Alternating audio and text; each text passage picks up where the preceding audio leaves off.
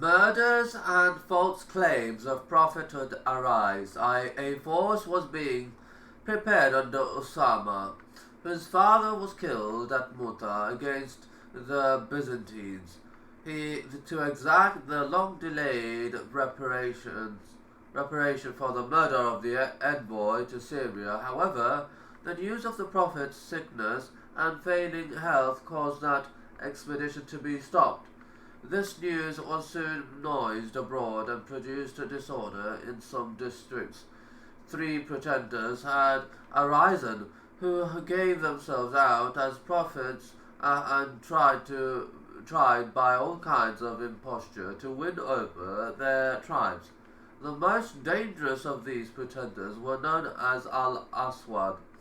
He was a chief of Yemen and a conjurer.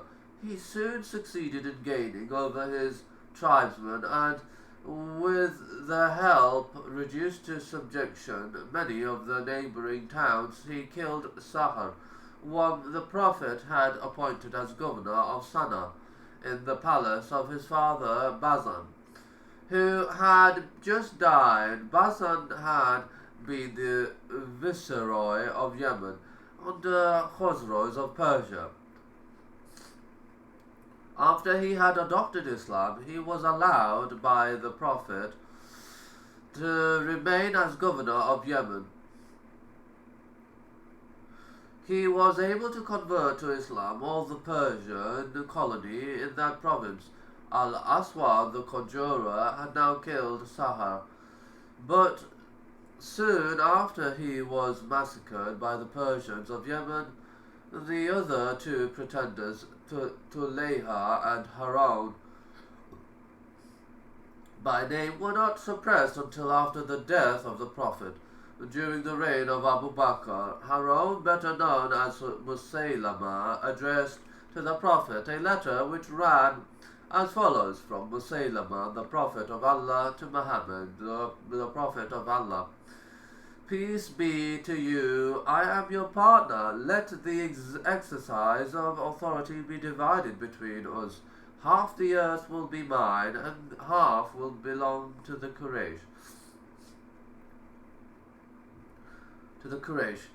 But the Quraysh are too greedy to be satisfied with a just division. To this letter, the Prophet replied as follows: from Muhammad, the messenger of Allah, to Musaylama, the liar. Peace be to those who follow the right path. The earth belongs to Allah. It is He who makes the rain whomsoever He pleases. Only those who prosper, who fear the Lord. Prophet Muhammad's last days. The health of the Prophet grew worse. His last days were remarkable for the calmness and serenity of his mind. He was able, though weak and feeble, to lead the public prayers until, within 3 days of his death, he requested that he might be permitted to stay at Aisha's house close to the mosque during his illness, an arrangement to which his other wives assented. As long as his strength lasted, he took part in the public prayers. The last time he appeared in the mosque, he addressed the congregation after the usual prayers were over in the following words: O Muslims, if I have wronged any one of you, here I am to answer for it. If I owe anything to anyone, all I may happen to possess belongs to you. A man in the crowd rose and claimed 3 dirhams, which he had given to a poor man at the request of the Prophet.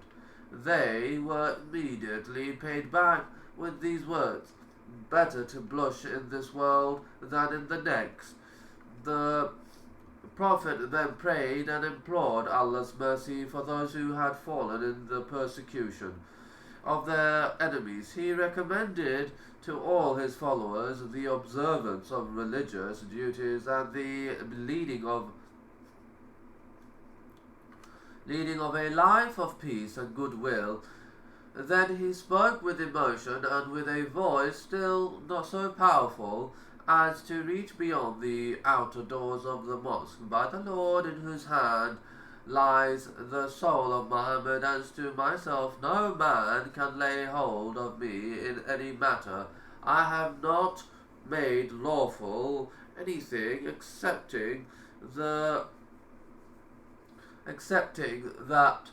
Allah has made lawful, nor have I prohibited anything but that which Allah in His book has prohibited.